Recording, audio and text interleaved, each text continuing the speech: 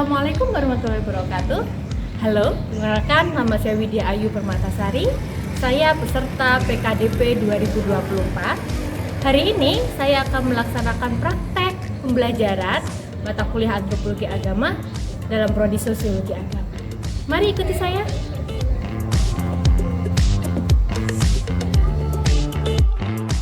Assalamualaikum warahmatullahi wabarakatuh. Waalaikumsalam warahmatullahi wabarakatuh. Gimana kabarnya teman-teman semua? Alhamdulillah baik. Oke, ketemu lagi ya sama saya di mata kuliah Antropologi Agama. Kita masuk di pertemuan ke-8. Tapi kita berdoa dulu semoga apa yang kita peroleh hari ini bermanfaat untuk kita semua. Berdoa dimulai.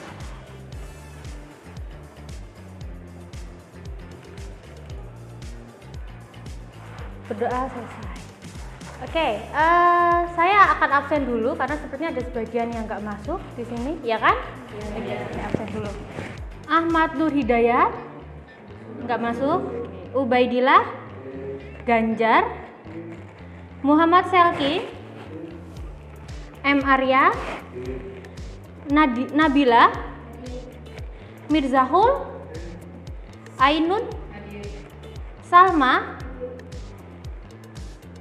Julia, Dwi, izin. Oke, Afifah, Aprilia, Muhrafli, gak masuk. Muhammad Agus, Ayesa, Fasikatul, Nia Dewi, Novi, Natasha, Muhammad Iqbal, Asri, Anissa, Vandana, Ira. Oke, sudah semua dipanggil? Sudah. Oke. Hari ini pertemuan ke-8 kita akan belajar tentang konteks dalam sistem agama, sistem religi, khususnya dalam pendekatan antropologi agama. Kita udah belajar sebelumnya apa itu antropologi agama, kemudian kita sudah belajar juga tokoh-tokoh yang berperan penting dalam antropologi agama ya. Nah, hari ini sampai beberapa pertemuan ke depan kita akan bicara sistem agama yang dihubungkan dengan konteks budaya. Nah, hari ini kita ngomongin dua hal. Pertama tentang simbol dan tentang religius spesialis. Nah, siapa mereka ini? Apa mereka ini? Apa fungsinya? Itu kita akan pelajari. Sebelum saya menyampaikan materi, kita tonton dulu satu video pembelajaran tentang religious symbol and religious specialist. Nanti kalian akan melihat 5 menit, nanti kita akan berdiskusi tentang video tersebut. Jelas ya di sini? Oke, kita lihat dulu videonya. Oke, sudah muncul ya teman-teman? Oke, kita lihat video pembelajaran ini. Oke, kita akan lihat video pembelajaran 5 menit ini. Catat yang penting, yang perlu kalian catat. Kemudian nanti kita akan diskusikan. Oke?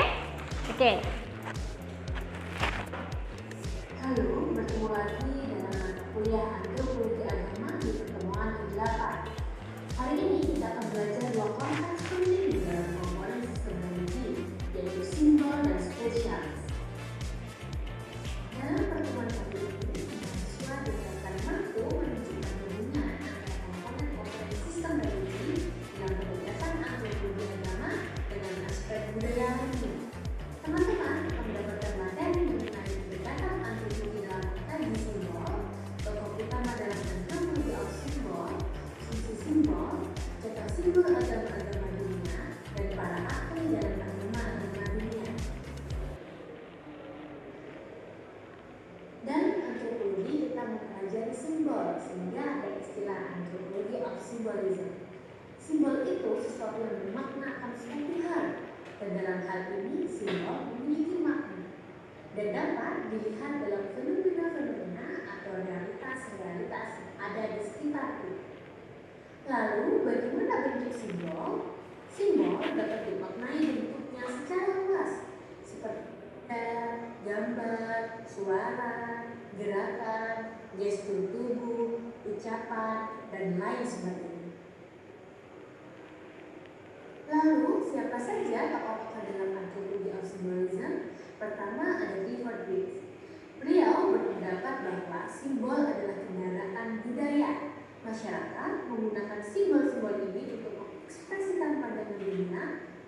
orientasi nilai, etos, dan aspek-aspek lainnya dari budaya mereka. Kedua, ada Victor Turner. Turner tidak tertarik pada simbol sebagai wahana budaya. Sebaliknya, dia malah menyelidiki simbol sebagai penggerak dalam proses sosial. Simbol penting dalam tindakan sosial dan memberikan pengaruh yang kompleks dalam mendorong orang dan kelompok untuk berdiri. Ketiga, ada Mary Douglas. Dalam karyanya, dia Oke, kita sudah lihat materi 5 menit ya tentang religious simbol dan spesialis. Nah, sekarang saya mau teman-teman menyampaikan informasi ini kepada saya, apa yang kalian lihat, apa yang kalian temukan dalam materi ini. Silakan. Izin bertanya Bu, apakah ada perbedaan konseptual antara simbol yang bersifat material seperti jimat atau topeng dengan simbol tekstual seperti teks suci? Oke, terima kasih Mbak Aisyah atas pertanyaannya. Secara konseptual, memang kalau yang dinamakan relik atau jimat itu digunakan untuk melengkapi sebuah ibadah ya. Tapi kalau topeng, kalau yang dari saya baca itu identik dengan kebutuhan ritual-ritual dalam kelompok-kelompok suku bangsa yang kalau dari saya lihat contohnya itu yang suku bangsa yang memang itu lama ya atau tradisional mungkin ya. Jadi ada beberapa suku yang memang ketika mereka perayaan membuat satu topeng, karena topeng itu manifestasi dari roh yang mereka percaya. Kurang lebih seperti itu kalau dari apa yang saya baca. Terima kasih Mbak Yes pertanyaannya.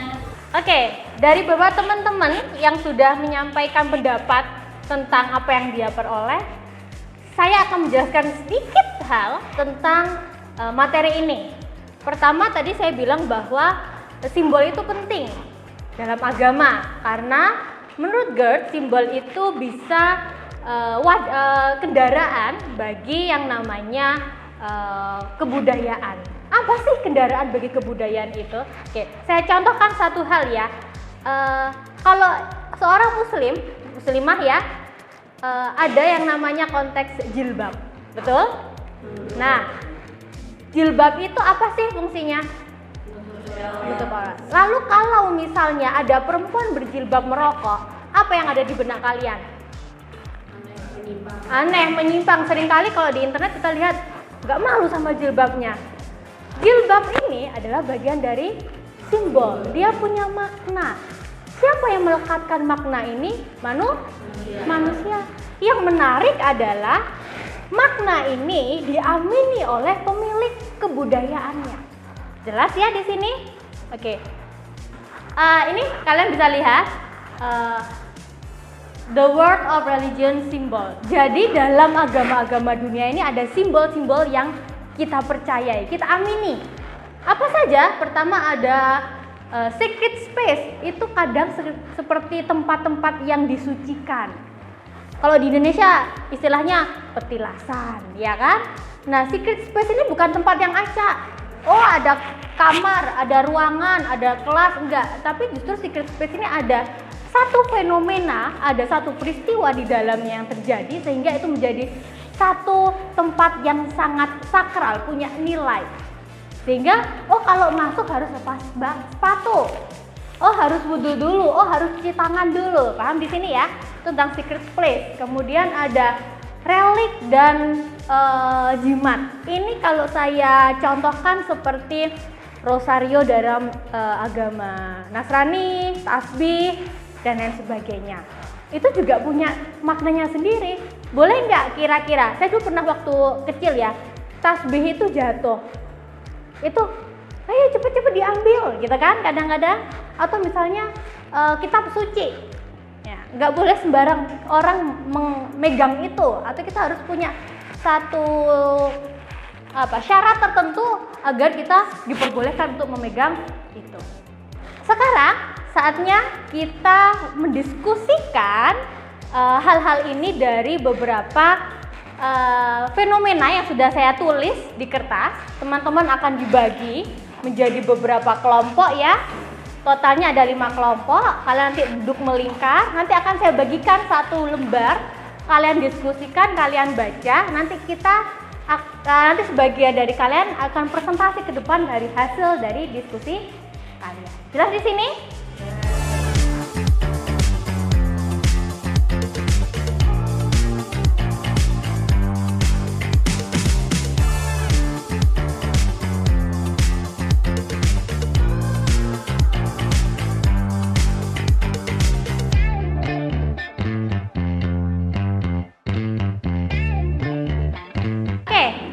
Tadi kita sudah belajar dari presentasi teman-teman di depan ya. Saya ingin menyimpulkan beberapa hal tentang materi ini bahwa dalam agama simbol itu ternyata punya peran besar. Dan simbol itu tidak hanya dibatasi pada objek, tapi perkataan, orang, gestur tubuh itu juga bagian dari simbol. Dan kita tahu sendiri fenomena di luaran di sekitar kita bahwa seringkali simbol itu punya kekuatan dan itu akan semakin kuat ketika itu dihubungkan dengan konteks-konteks keagamaan. Oke, itu aja teman-teman untuk hari ini. Minggu depan kita ketemu lagi dengan sistem religi lainnya dalam pendekatan antropologi, yaitu ritual. Ini masih ada kaitannya dengan simbol. Jangan lupa dibaca materinya. Kita minggu depan ketemu lagi di jam yang sama. Oke? Oke, terima kasih. Selamat siang. Wassalamualaikum warahmatullahi wabarakatuh. Waalaikumsalam warahmatullahi wabarakatuh.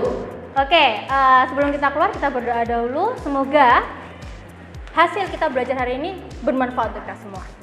Berdoa dimulai. Berdoa selesai. Oke, terima kasih ya.